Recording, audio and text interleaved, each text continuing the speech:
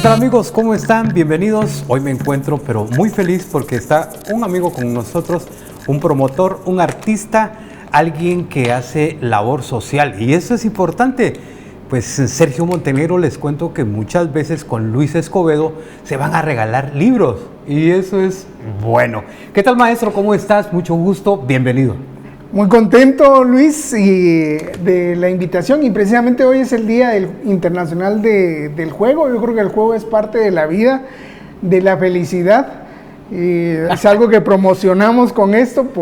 A mí me han preguntado por qué guardas y coleccionas. Cuando uno colecciona, tiene un lugar secreto donde guarda uno estas cosas. Entonces son, aparte de buenos recuerdos, momentos, yo creo que jugar nos hace muy felices. Y la niñez es una etapa tan feliz y tan inspiradora que de adultos también a veces queremos regresar a esos momentos felices. Por eso es que te agradezco mucho por la invitación que me hiciste para presentar un poco de mis recuerdos y de las cosas que yo guardo con mucho cariño. Como jugábamos antes, creo que también es importante compartirlo con los niños porque pasamos una etapa en la que estuvimos 1 o 2 años de encierro y los niños perdieron esa experiencia importante de salir a jugar al patio, a la calle, a la tierra, porque esos son juegos populares. Contacto con la tierra. Contacto con la tierra es muy importante, es parte de nuestra vida. De la tierra venimos y a la tierra vamos, y jugar era muy importante para nosotros, era muy sano y divertido, por supuesto, porque de eso se trata la vida, de pasársela uno bien. Hay 3 cosas importantes en la vida, dice una melodía por ahí: salud, dinero y amor. Pero en los patojos hay 3 cosas importantes también en nuestra época, el siglo pasado, que era jugar a caballitos, porque muchas veces nos decían: mijo, vaya a la tienda por favor y me va a traer el pan.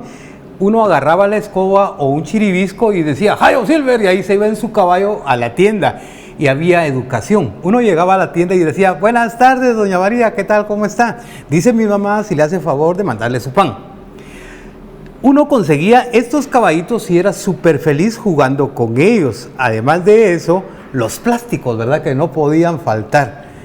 Caballitos, la pelota para jugar las famosas chamuscas y los 5, 3 cosas muy importantes en un patojo del siglo pasado. ¿Qué pasaba cuando jugábamos 5? Nos regañaban. ¿Por qué nos regañaban, Sergio? Bueno, invertíamos mucho tiempo en jugar. Nos ensuciábamos bastante porque era tirarnos al suelo a jugar, pero también a veces cargábamos las bolsas llenas de 5, así como andábamos con las bolsas cuando era temporada de cohetes. Teníamos que tener cuidado que no nos agarrara fuego la bolsa, porque se nos arruinaban los pantalones. Había muy poco, o sea, ropa era muy poca la que usábamos. Ahora hay mucha facilidad para conseguir prendas, pero antes nuestros padres hacían mucho esfuerzo, tanto para comprarnos un juguete como para comprarnos ropa, zapatos. Era complicado. Uno hoy tiene la ventaja de tener hasta 10 pares de zapatos. Antes tenía 2 pares, uno, sí, mucho. Y a veces el de la escuela era también el que nos servía para la casa, y a veces nos poníamos a jugar chamuscas y rompíamos los zapatos y ahí nos caía, ¿verdad? Pero era parte de la vida. Yo me recuerdo que yo solo llegué a tener 1 o 2 carritos porque era lo que mis papás podían comprar, y la bolsa de 5. Y los 5 uno siempre, la ventaja de esto, que era un gana-gana. Siempre los juegos nos han enseñado a competir y a ver, el que es más chispudo es el que siempre va a tener los mejores 5, pero también existían los que tenían los recursos, ¿verdad? Tenían también buena, y eran los que había que ganarle los 5. Yo recuerdo que muchas veces nos regañaban porque como los 5 se jugaban hincaditos, ¿verdad? Sí, bueno, hay infinidad de formas de jugar 5, ¿verdad? Sí. El cómics, la meta le decían la línea, el triángulo, el círculo, que hacía, pero lo mejor, antes no había, ahora es un mundo lleno de cemento, ¿verdad? Entonces, pero antes uno en cualquier esquina encontraba un área que estaba despejada con tierra y ahí dibujaba uno la línea, el círculo, el triángulo, o con una tapita. ¿Te recuerdas que era muy sencillo? Los ojitos. Los ojitos, ¿verdad? El cómics. Y ahí pasaba uno horas y horas, podía pasar 2, 3 horas, o jugaba en solitario y de repente venía un amigo y así era como nos comunicábamos y hacíamos nuevas amistades. El juego tiene esa armonía de poder entablar comunicación con otros niños y éramos felices, ¿verdad? Jugando. Con 2 5 era suficiente.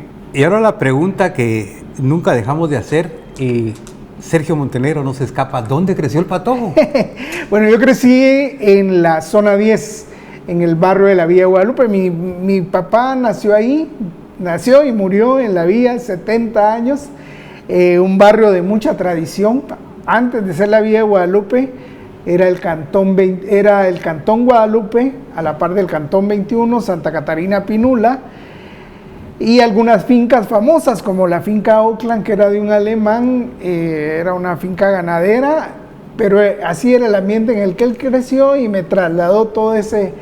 Yo ya crecí en el barrio de la Villa de Guadalupe, que estaba dividido entre la zona 10 y 14, que todavía existe esa demarcación de territorio, pero en algún momento fue muy bonito el barrio, muy tradicional alrededor de la imagen de la Virgen de Guadalupe. Te puedo decir que más del 95% de las personas que vivíamos ahí éramos católicos, entonces no había diferencia y era la tradición. El 12 de diciembre era muy alegre. Muy alegre porque había de todo. Eran las vacaciones escolares, para mí era la época más feliz. Empezaba por los rezados, por el Halloween, ahí se marcaban mucho esas tradiciones porque había una parte, la parte de la Avenida de la Reforma hacia lo que era el barrio, había mucho extranjero, gente que venía por un año, por medio año y traía esas tradiciones principalmente de Estados Unidos.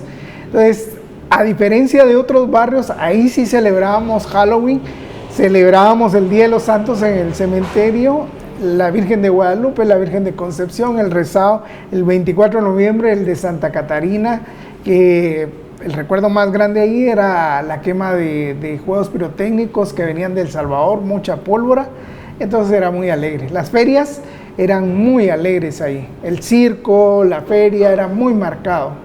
Ahí se podía encontrar, por ejemplo, los ronrones. Sí, loterías. Sí, había lotería. Bueno, los ronrones era la época en la que le poníamos el hilo y andábamos volando con gran helicópteros, no sé si usted... Sí. Yo hablaba de los ronrones que se dan vuelta y tienen un sonido, pero eso es importante también contárselo a los patojos, los famosos ronrones, unos ronrones verdes que se comían el míspero, ¿verdad? O el níspero, como le dicen muchos, y se dejaban agarrar, decía el Juanito, ¿verdad? Uno los agarraba y en la patita les ponía un hilo. Y después ya cargaba uno su ronrón, ahí va a volar. Alguien me decía que lo hacían con las chicharras también, o con los chiquirines, pero digo, sí, lamentablemente hicimos eso tan feo, ¿verdad? Pobre el ronrón, ¿verdad? Muchas veces se iba con el hilo negro que se les ponía y saber qué les pasó a los pobres. Descansen en paz los ronrones. Era parte de nuestra niñez y había, hoy los niños... ya no tienen esa ventaja que contacto con la naturaleza. Contacto con la naturaleza, barranqueamos bastante también. Sí, porque ustedes tenían barrancos ahí varios. Sí, entre la zona 10 y 14 había, precisamente se llamaba el Barranco de Oakland, y luego entre bajábamos mucho al final de la Avenida de las Américas, hacia Boca del Monte, había un río, el del Cambrai, que terminaba, al final de las Américas pasaba muy limpio. Podía uno ir a agarrar pescaditos pequeños, pero habían pescados y el agua era limpia y uno se podía bañar. Habían pequeñas pozas. Hoy definitivamente en ninguno de los ríos que están alrededor de la ciudad capital se puede uno dar el chapuzón o ir a...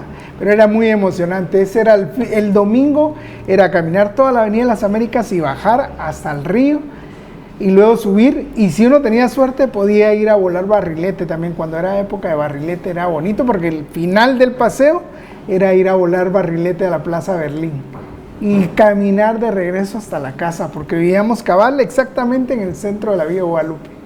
Sí, la Plaza Berlín, o Parque Berlín como nosotros le llamábamos, se convirtió en un lugar exquisito, se puede decir. ¿Por qué?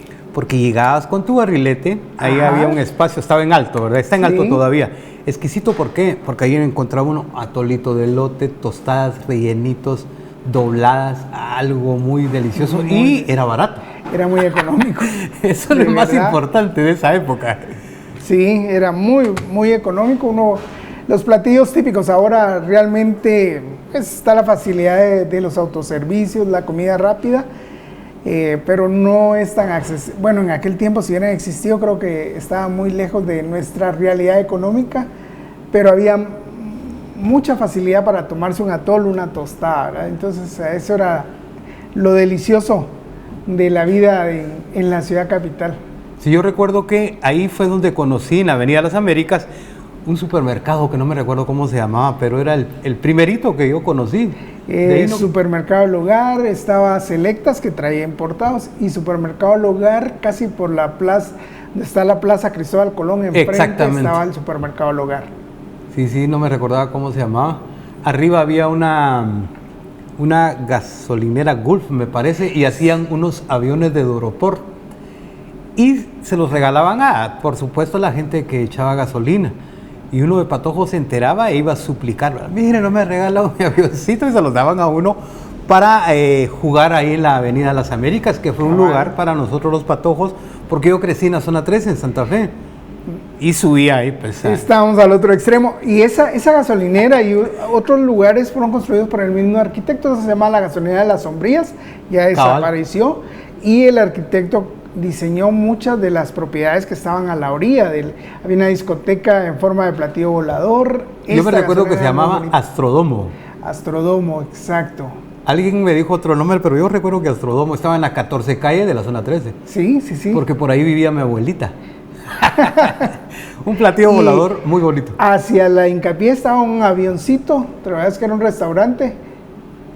Era un avión en forma de restaurante, pero tenía en la trompa pintada la nariz. Y los vidrios eran los ojos y uno podía comer adentro del avión. Ahí estaba la biblioteca.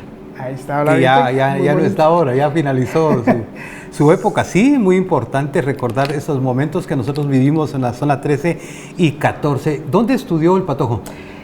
Yo estudié en la escuela Francisco Morazán, mi primaria, los básicos en la Avenida La Reforma, en lo que hoy es el Ministerio de Educación. En la mañana era el Tecumán y en la tarde era Tezulutlán. Yo estudié en la tarde y compartíamos instalaciones con el Instituto Industrial. Era bastante grande el área, 2 canchas de fútbol, 2 canchas de básquetbol, una bonita. Lo que más me gustaba de ahí era la biblioteca.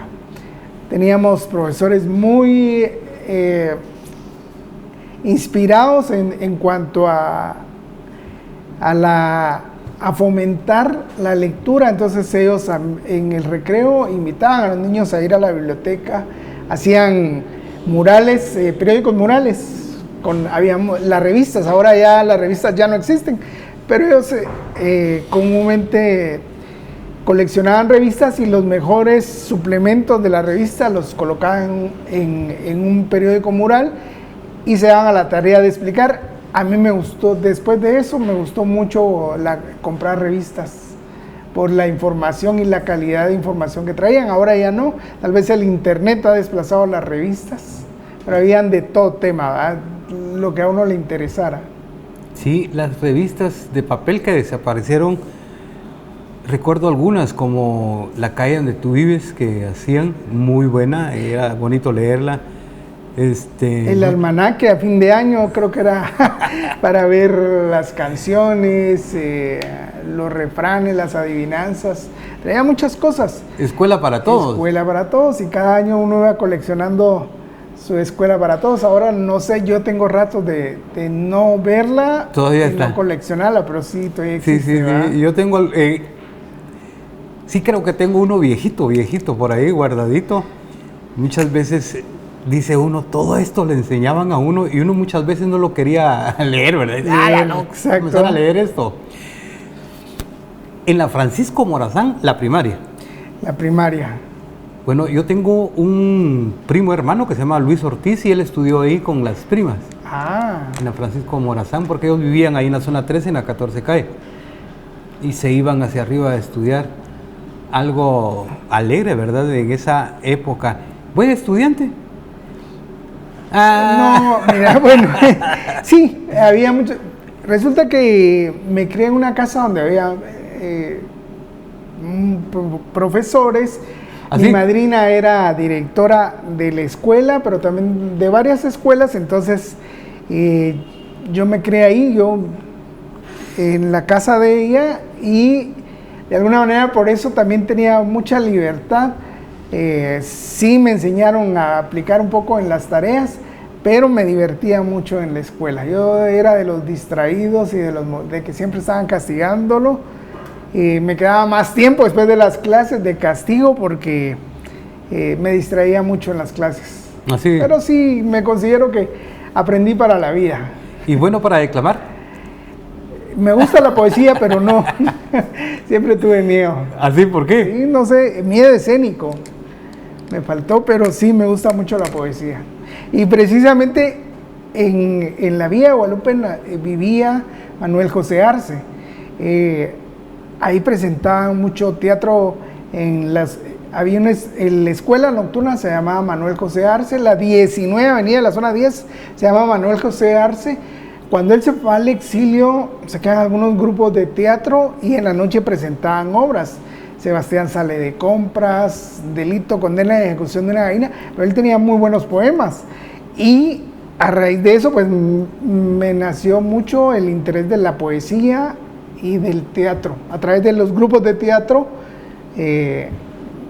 me fui a la poesía de Manuel José Arce y de ahí a otros escritores, ¿verdad? Escritores y en ese caso poetas. Miguel Ángel Asturias, por ejemplo, tiene muy bonitos poemas, pero todos lo conocemos por las magníficas obras y por su premio Nobel de Literatura, ¿verdad? Pero también era poeta. El señor presidente. El señor presidente, Mulata de Tal, creo que es la mejor obra, y él fue el que inició el realismo mágico junto a Juan Rulfo, El Llano en Llamas, Pedro Páramo, ellos dos. De ahí nace el realismo mágico, coincidente en México y Guatemala, y se va a Cuba, se va a Sudamérica, tal vez muchos después. Nosotros, la edad que crecimos, fue el boom latinoamericano de la literatura, disfrutamos a García Márquez, ¿verdad? Pero me gusta mucho también la literatura, y Muy todo bien. viene. Qué alegre recordar a estos personajes. Vamos a hablar de ellos ahorita, Sí, que sí, regresemos. Vamos a un corte y regresamos en un momento.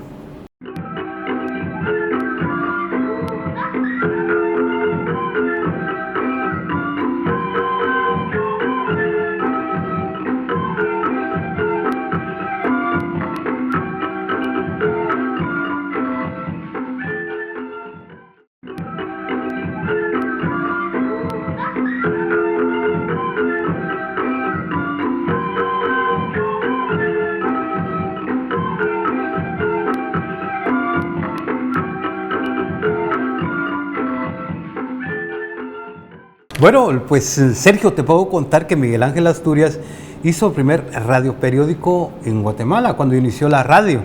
Además de eso, fue el fundador de la Universidad Popular de Guatemala, del cual soy egresado, arte, en teatro. Y ellos siempre pensaron en darle educación a la gente. ¿Qué opinas de eso? No, y ojalá que siguieran esas oportunidades. Yo he visto en otros países, en Sudamérica, el trabajo que hacen las municipalidades en cuanto a fomentar el arte, la cultura, el juego, o sea, los juegos alternativos para aprovechamiento del tiempo libre de los jóvenes. Pero en ese caso del obrero, porque la vida no es solo trabajar, también no solo de pan vive el hombre, también hay que disfrutar otras cosas, la cultura, y el juego es parte de la cultura, parte esencial, y se convierte también en parte del folclore de un país, ¿verdad? Los juegos de palabras, los juegos tradicionales, y esa labor es la que admiro en tu persona, de tratar de rescatar todo eso, ¿verdad? Para las nuevas generaciones y las futuras generaciones, que es importante llevarles cultura y tradición. Mencionabas que en otros países como que hay más motivación. Por ejemplo, Colombia, ¿no? Sí, fíjate que este año precisamente tuve la oportunidad de... Me gusta mucho la creatividad, investigar sobre creatividad. Vino un motivador y me entusiasmó tanto que, como pude, me financié un viaje a Colombia muy económico. Creo que es bastante económico cuando uno tiene una pasión. No gasté tanto y fui a conocer un parque de 20 lugares que ellos tienen como laboratorios de creatividad. Conocí un parque vertical. Abajo está un teatro, en el segundo nivel una cancha de básquetbol, tercer nivel biblioteca, llegas hasta el quinto nivel y es el parque. Entonces uno siempre se ha imaginado que una ciudad como Bogotá, donde no hay espacios ya para construir, que haya una alternativa para el aprovechamiento del tiempo libre de las personas. Y uno dice, ¿por qué los colombianos en ese caso son tan creativos? Porque ellos estimulan mucho. Y lo que me gustó era que a un lado estaba la biblioteca, muy buenos libros para iniciar a los niños, de la computadora, los juegos, y están los libros, pero hay en otra ala del edificio, que es un parque, hay una ludoteca. O sea, vos podés jugar lo que querrás, y eso está regresando mucho. Aquí también hay muchos clubes de gente que juega juegos de mesa, de todo tipo, desde los más tradicionales hasta los más modernos, ¿verdad? Entonces, eso es lo que nos hace falta en nuestro país. Laboratorios de creatividad donde surja, y en esos centros de creatividad, por ejemplo, han surgido ideas como el Transmilenio, le llaman ellos, que aquí es el Transmetro. A que vos mirabas en las paradas un mimo de blanco, que sí, es algo como nosotros le llamamos BTL. Surgió allá la idea de educar a las personas, de usar el paso de cebras, a los conductores, porque el juego tiene una ventaja, que ayuda a que aprendamos más rápido, mucho más rápido. Lo que nos llevaría 2-3 años, jugando a veces en 1 o 2 días lo podemos aprender.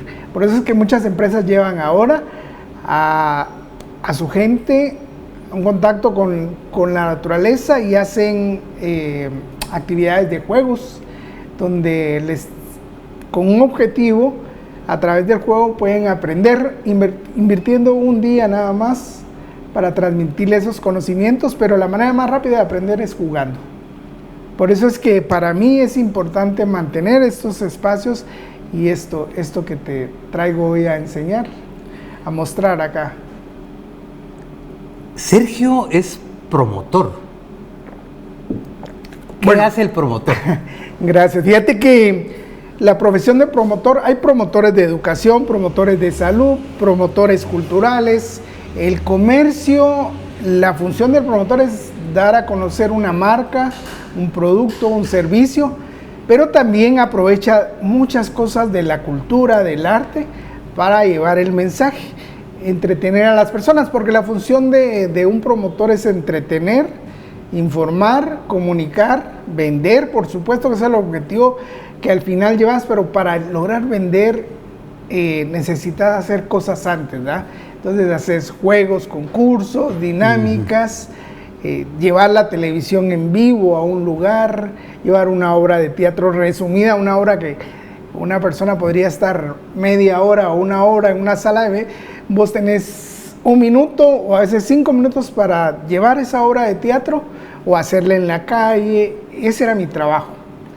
Trabajé más o menos 35 años en la iniciativa privada, creando y desarrollando ideas creativas para promover productos, marcas y servicios.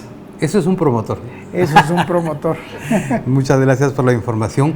Me contaron que fuiste a Cuba. Sí, bueno, he estado, gracias a esto yo soy perito en mercadotecnia y publicidad. Me gradué en una época en la que no había mucha gente que se graduara de eso. Ahora pues ya hay diseño gráfico, ya hay más marketing y esas cosas, pero en aquella daba la oportunidad que las empresas estaban buscando mucho talento y todavía siguen buscando talento, y hay mucho talento en Guatemala. Y a mí mi profesión me llevó a toda Centroamérica, hasta Panamá, trabajando actividades promocionales. y en algunas pues uno también recibía el premio. Estuve en Cuba por motivos de salud, pero aproveché también para ir al concierto por la paz. Ese era otro objetivo. Estuve en la plaza de la Revolución, había 1.200.000 personas, era un Woodstock latinoamericano y una cantidad de bandas, grupos. Olga Tañón, por ejemplo, de Puerto Rico, habían invitados de España, Giovanotti de Italia, pero las mejores bandas y orquestas de Cuba, que eso fue lo más hermoso, y los artistas tradicionales de la trova, que era Silvio, Pablo, entonces fascinado, muy especial, una experiencia fabulosa, y aparte de muchas cosas que no hay. Lo que pasa es que a veces también es un país muy creativo. La limitación, el bloqueo, el poco acceso a algunas cosas los ha hecho muy creativos. Entonces, por ejemplo, ahí todos son músicos, ellos hacen festivales de rondas de música, por ejemplo, ellos invierten mucho en rescate de los juegos tradicionales, y no en el rescate, sino en la difusión, porque ellos ya es parte de su cultura. Te decía que todos son músicos porque ahí es una parte esencial.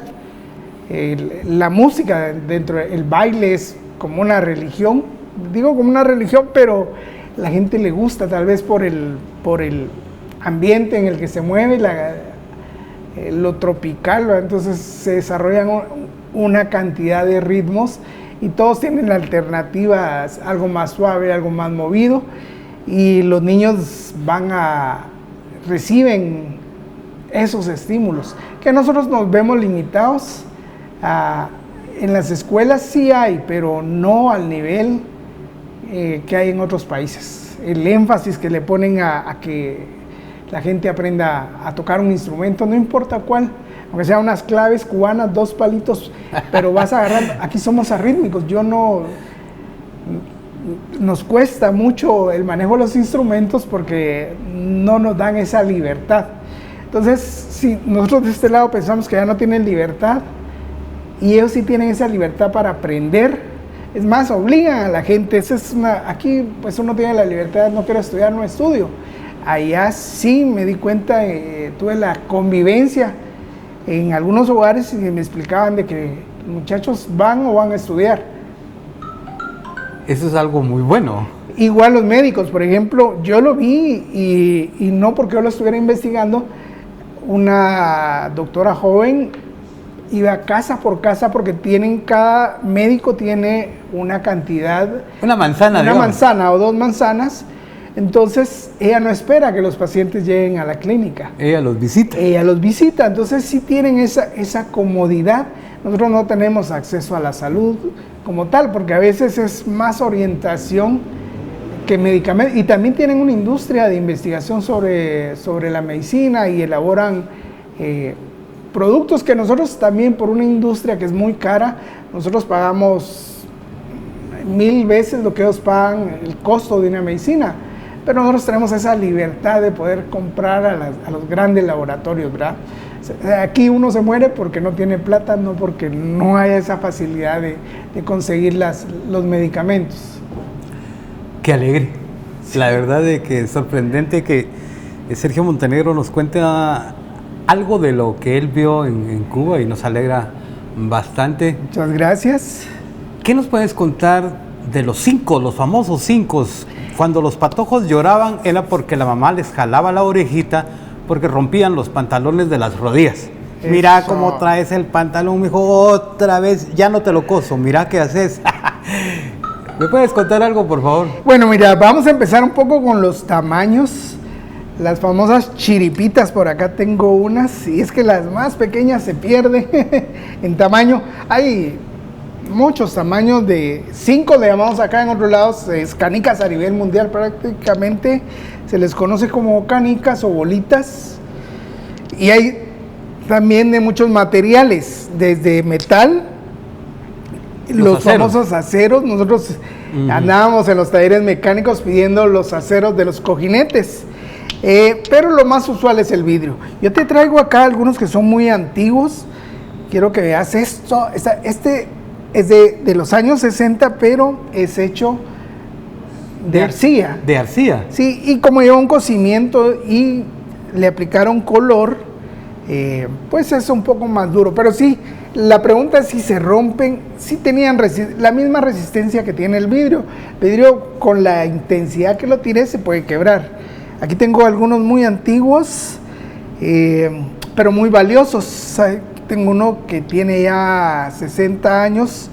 Este, si lo ves, está muy jugado. Este es alemán. Puedes ver allá, es muy valioso, pero está muy jugado. O sea, las cosas cuando tienen daño pierden un valor monetario, pero creo que también tienen mucha historia, ¿va? Los que se han jugado. Este, si no estuviera tan dañado, te digo que en otro país tendría un costo de unos $25. Ahorita no valdrá unos 5. O sea, en los 5 tiene que estar nuevito, porque en otros objetos, por ejemplo, una bicicleta que está un poquito oxidadita tiene un valor grande. Sí. Mejor si son de aquellas bicicletas de cartero. Hay otra cuestión, los colores. Vamos a hablar ya solo los de vidrio. Te decía que en los blancos, acá puedes ver algunos blanquitos, ¿verdad? Estos eran, todos los de vidrio son hechos de vidrio reciclado. Estos eran, antes la mayoría de envases eran blancos, los de vidrio, los envases para cremas. Sí, cremas. ¿Recuerdas algunos? Entonces, este es los que se utilizaban para fabricar estos. Todos los blancos. Los blancos. Pero las agüitas son de los envases de vidrio, definitivamente. Pero hay algunos, yo te quería enseñar acá esta belleza. Quiero que veas esto y lo mostrés a la cámara. Todo el estuchito. Todo el estuchito. Aquí están. Ahí está. Estos sí son de colección. Para guardar, muchos son hechos a mano. Hechos a mano. A mano, sí, son artesanales. Ahí está, los colores, pues, entre más diseño tienen, más valor, ¿verdad? Estos son hechos en Alemania, Italia y Francia. Algunos en Estados Unidos. Hay algunos comerciales también. Ahora pues hay unas ediciones especiales. Acá te quiero mostrar unas que han salido en... Este tiene unas camisolas del Mundial. Y pues algunos son conmemorativos de algunas ciudades, pero en Estados Unidos encontrás de diferentes motivos. Nosotros usualmente lo que más encontramos son estas bolsitas acá, que vienen de China. Sí. Es que esto mató también mucho la industria del 5.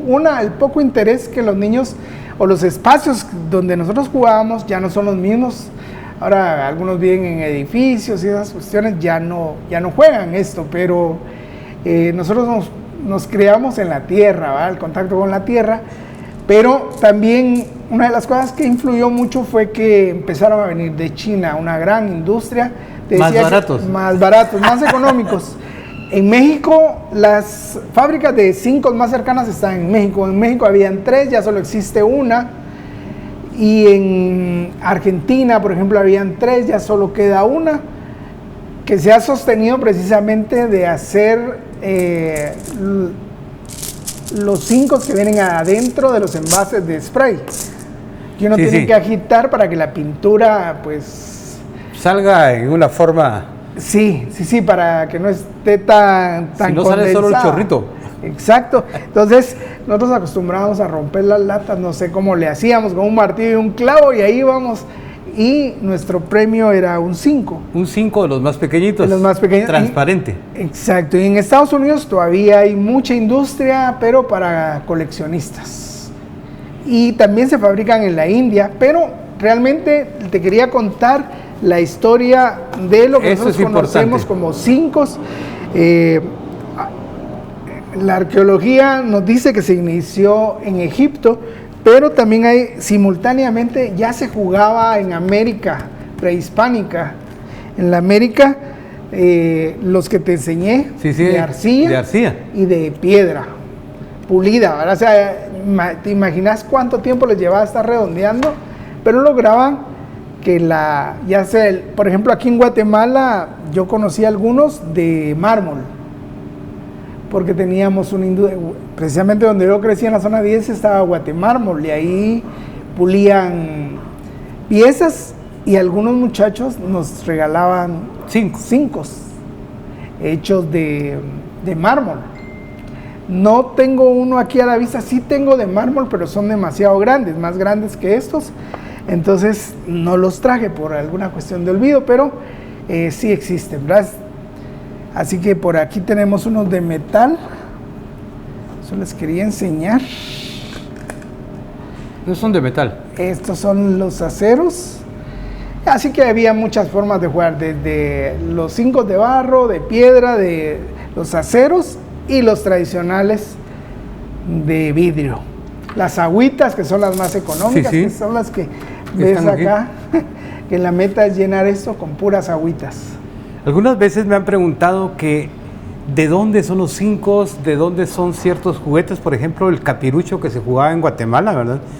Yo siempre les digo que estos juegos tradicionales pertenecen a la humanidad, que no les puedo explicar si nació en Guatemala, nació en Perú, porque en estos lugares se han encontrado pues enterrados algunos juegos, ¿verdad? Algunos capiruchos, yoyos, trompos. Vamos a un corte y regresamos en un momento.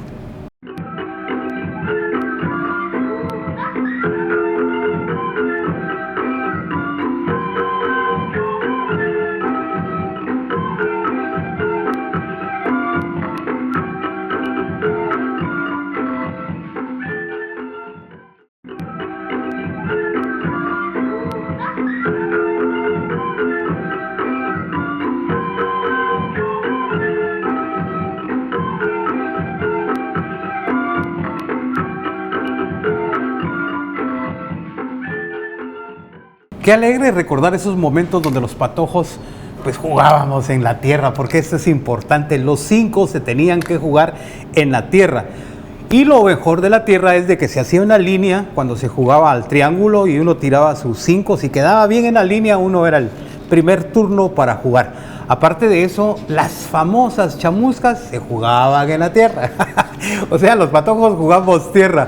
Cuando íbamos a la tienda en el caballito que yo les contaba, pues también tierra, y muchas veces a estos caballitos les poníamos una pitía y la jalábamos y nos íbamos jugando con los caballitos y con tierra, y cuando no tenía la pita pues ahí en el suelo, ¿verdad? En la tierra, y muchas veces, patojos, por favor, se me lavan las manos.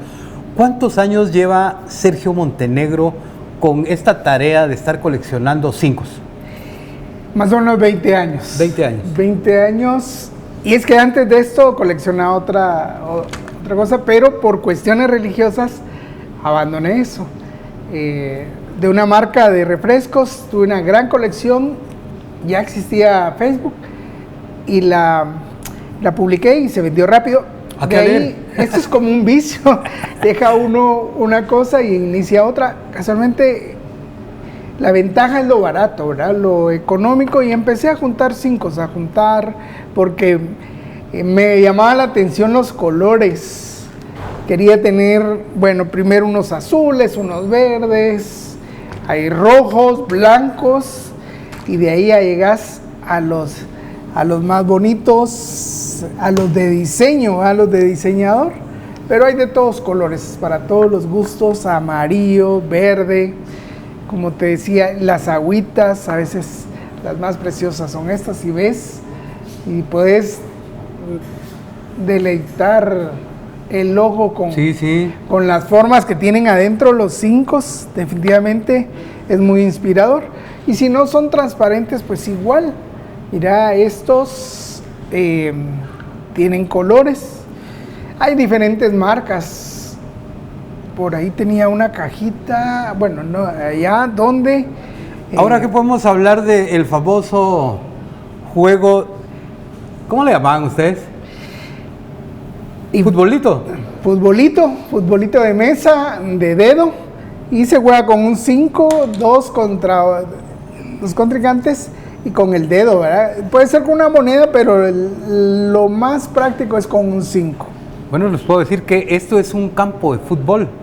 en miniatura, con clavitos, y eso los fabricamos nosotros los patojos del siglo pasado, y se jugaba con cincos, con el dedito, ¿verdad? Aquí se ponía el dedito, se tiraba, pegaba en un clavito que era el jugador, se venía hacia acá, y había que meter el gol, ¿verdad? Algo que muchas veces los patojos lo agarrábamos como un vicio, y siempre, pues, nuestras madres y nuestros padres nos decían, ya patojos, dejen de estar jugando eso, pónganse a estudiar, porque esa era nuestra realidad, ¿verdad?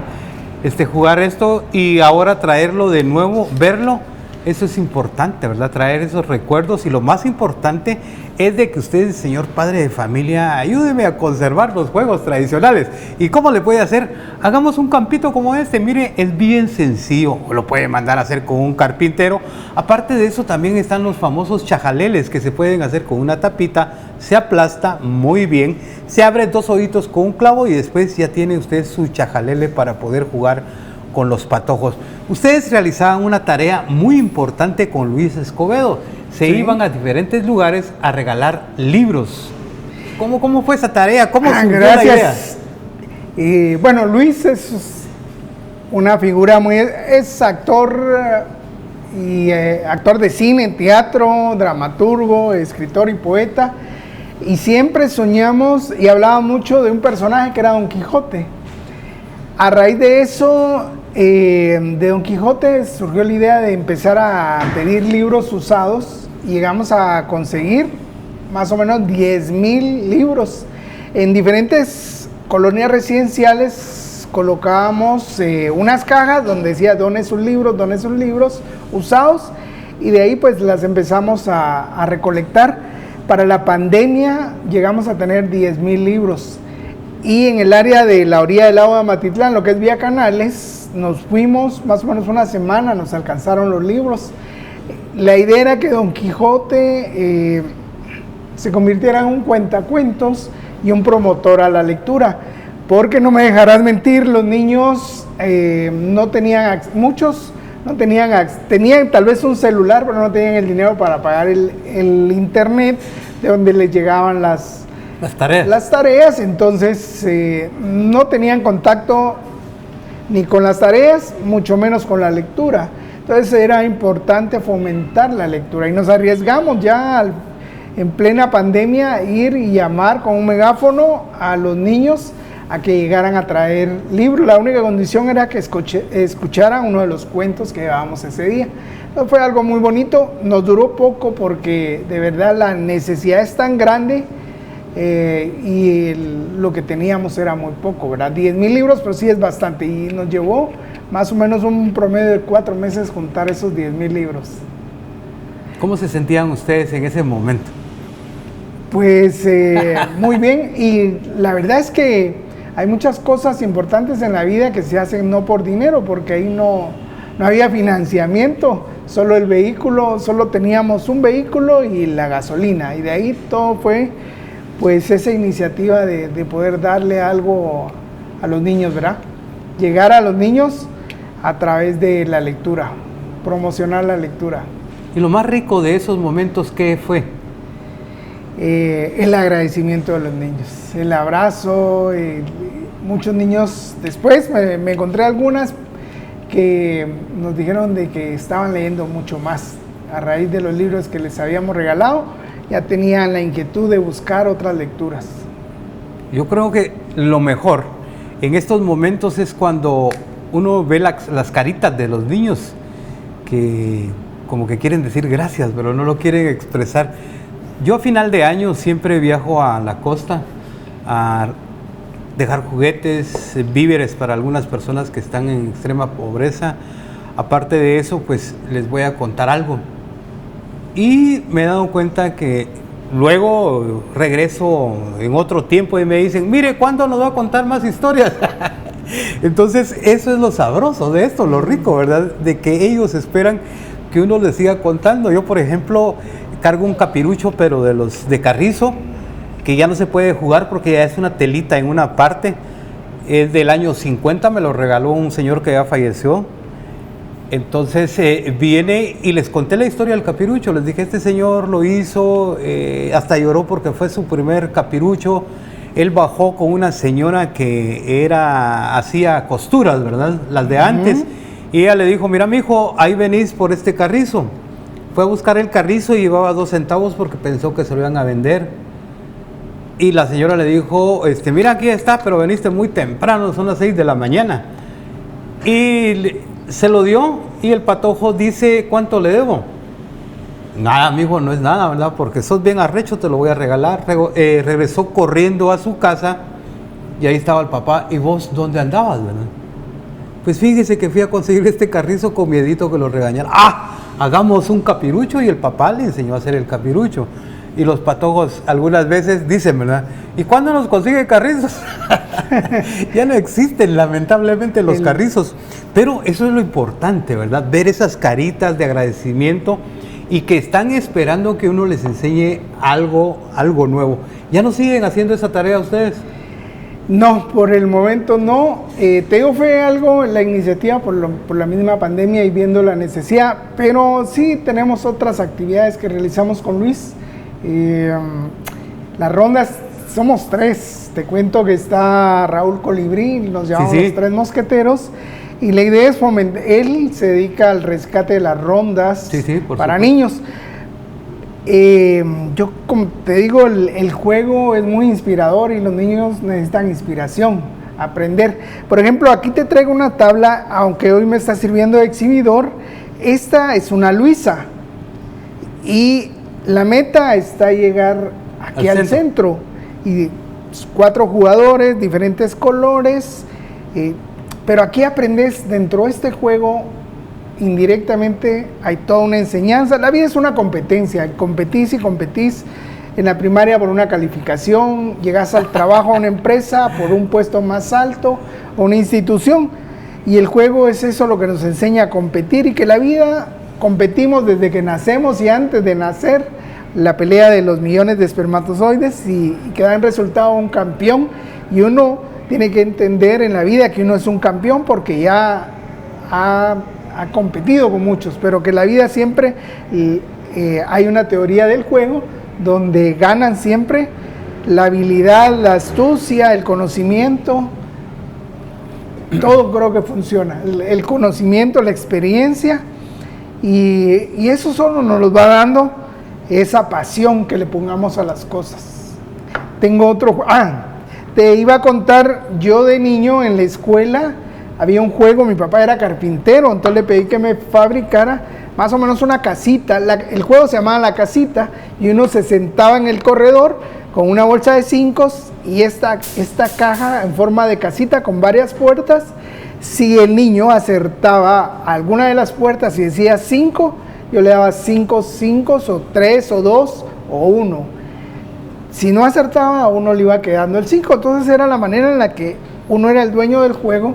Y aquí ganabas, ¿verdad? O sea, ganabas porque había días donde a uno le iba muy bien, iba creciendo la cantidad de 5 que uno llevaba en su bolsa, ¿verdad? A veces los perdía, podía uno perder todo, pero aprendes mucho esa negociación, esa habilidad que necesita la vida, y yo creo que por eso debemos de permitir y estimular a los niños. Como padres de familia tenemos la responsabilidad de que nuestros hijos aprendan jugando.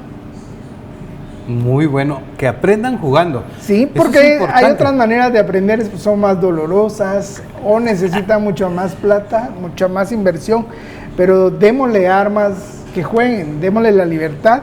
Primero, con el juego van a aprender a ser libres, que eso cuesta mucho hoy. Los niños tienen muchos temores, muchos miedos, están adentro los dejamos encerrados en un cuarto y no los dejamos salir, los aislamos de muchas cosas. Entonces, la invitación es a que jueguen, ¿verdad? Aprender jugando. Ahorita recordé cuando lo ponían a uno a estudiar las tablas cantando. Sí. 5 por 1. ¿Sí lo recuerda el joven? Me recuerdo. 15 por 1. 15. ¿Por 2? 30. ¿Por 9? ¿Por 10? Mira, ya uno con la edad se le va, pero definitivamente también para eso ayudan los juegos, para mantener la mente activa, ¿va? Yo siempre molesto con esto de las tablas por 15, ¿verdad? Porque yo vendía producto 15 quetzales. Entonces se me hacía fácil, va por uno 15, por dos 30, 45 y así se iba, porque ya lo tenía en mente. Ya lo tenía. Y muchas personas, las tablas, yo sí me sé la del 5, no, la del 15, la del 15 y se quedan asustados. Es bueno que como padre uno le enseñe a los patojos a jugar y creo que hay que apartar un momento para jugar con los patojos, decirle, mira mijo, por este momento vas a dejar el teléfono ahí. No, lo deja ahí y vamos a jugar algo, vamos a jugar totito. Algo muy sencillo, Sí. pero deja el teléfono por un momento. Pero es que nosotros jugábamos con los cuadernos cuando ya terminaba la temporada y hacíamos barquitos, guerritas, que era marcar, o jugábamos totitos.